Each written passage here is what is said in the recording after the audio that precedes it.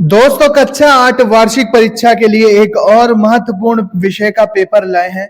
कृषि विज्ञान और संबंधित कला का वार्षिक परीक्षा 2025 के लिए मोस्ट इंपॉर्टेंट पेपर।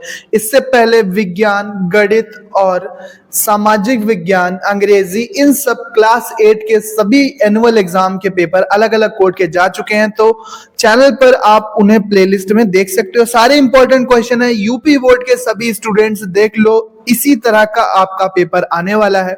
सारे प्रश्न इंपॉर्टेंट है, इससे आपकी प्रैक्टिस हो जाएगी, जिससे आप अपनी वार्षिक परीक्षा में अच्छे से अच्छे अंक ला पाओगे। साथ ही साथ बिहार बोर्ड, झारखंड बोर्ड, उत्तराखंड, राजस्थान, हरियाणा, छत्तीसगढ़, ठीक है, सभी बोर्ड्स के लिए इंपॉर्टेंट है। तो वीडियो को एंड तक देखना। आप ये वीडियो कौन से शहर, कौन से गांव से देख रहे हो, अपने शहर या गांव का नाम कमेंट में जरूर लिखना, कमेंट करके जरूर बताना। तो चलो शुरू करते हैं। 2 से 2.5 घंटे समय मिलेगा। 40 से 50 नंबर का पेपर कृषि विज्ञान का।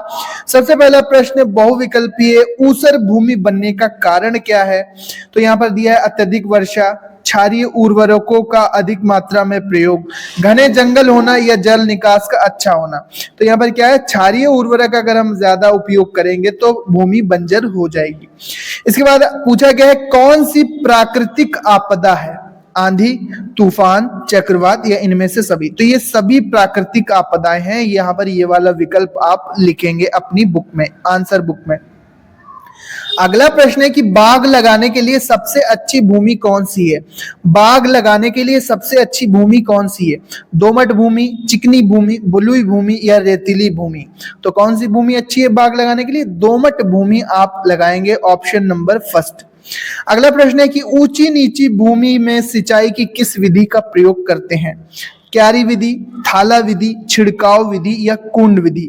तो ऊंची नीची स्थानों की सिंचाई के लिए हम छिड़काव विधि, स्प्रिंकलर वाली विधि का प्रयोग करते हैं। अब सही गलत का निशान लगाना, जो कथन सही है उसके आगे सही, जो गलत है उसके आगे आप गलत लगेंगे। पूछा गया है कि किसी निश्चित क्षेत्र में वहां की जलवायु के अनुसार फसल उगाई जाती है। जी हाँ, बिल्कुल ये सही बात है, सही का निशान लगाएंगे। अगला प्रश्न है कि पशु के थूथन का मुंह का नम रहना उसके बीमार होने का लक्षण है? नहीं, ठीक है, ये गलत है, उसके स्वस्थ होने का लक्षण है। अगला प्रश्न है कि तवेदार हल मिट्टी को काटने एवं पलटने के लिए प्रयोग किया जाता है? बिल्कुल सही है।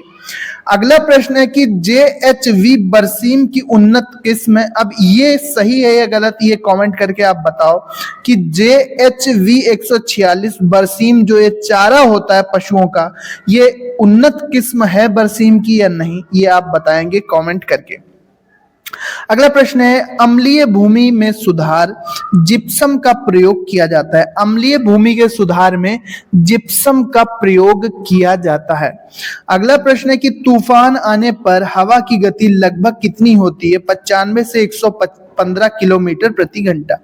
अगला है कि चश्मा लगाना कायिक प्रवर्धन की विधि है। ठीक है, चश्मा लगाना कायिक प्रवर्धन की एक विधि है पौधों में।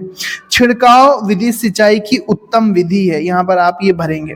या फिर जो भी आपने अच्छे से समझ के पढ़ाओ, एक तरह से आप इसको प्रैक्टिस पेपर की तरह आप इसको सॉल्व करके एक बार जरूर जाना। अपने बुक में जो पढ़ा है आपने उस हिसाब से अगर सॉल्व करके जाओगे गाइस, तो आपको इसका पूरा फायदा मिलेगा। इसी तरह के प्रश्न आपके वार्षिक परीक्षा के पेपर में पूछे जाएंगे।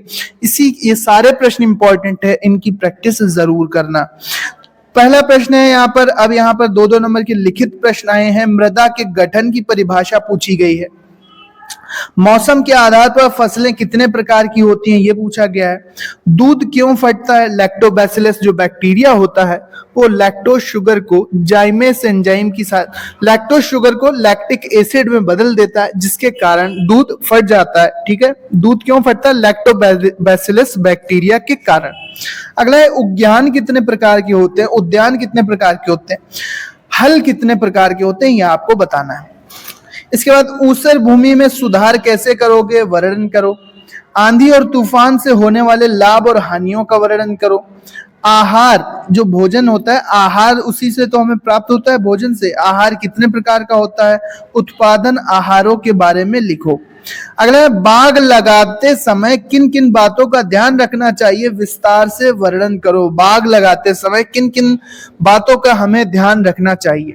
अगला प्रश्न है कि फसल चक्र से होने वाले लाभों का वर्णन करो। फसल चक्र से होने वाले लाभों का वर्णन कीजिए, ये आपसे पूछा गया है। अगला प्रश्न है, संबंधित कला मेस्टन हल तथा सिंधी गाय का चित्र काली पेंसिल की सहायता से बनाइए। ठीक है, तो ये यहाँ पर संबंधित कला का प्रश्न पूछा गया। इसके बाद हम चित्रकला का पेपर नेक्स्ट वीडियो में देखने वाले हैं, इसलिए चैनल को सब्सक्राइब कर लो। यहाँ पर सारे इंपॉर्टेंट प्रश्न आपको हम सॉल्व कराएंगे, दिखाएंगे। तो चैनल को सब्सक्राइब करके बेल आइकन जरूर प्रेस कर देना, जिससे आपको हर एक वीडियो, इंपॉर्टेंट वीडियो का यहाँ पर सारे इंपॉर्टेंट प्रश्न आपको मिलते रहेंगे। साथ ही साथ इसी तरह के बेहतरीन क्वेश्चन हम आपके लिए लाते रहेंगे, इसलिए चैनल को सब्सक्राइब करके बेल आइकन जरूर प्रेस करो। इसका पीडीएफ आपको हमारे टेलीग्राम पर मिल जाएगा। टेलीग्राम चैनल का लिंक डिस्क्रिप्शन में दिया हुआ है, जाकर तुरंत ज्वाइन करो। सो मिलते हैं नेक्स्ट वीडियो में। पढ़ते रहो, आगे बढ़ते रहो। Thank you and bye bye.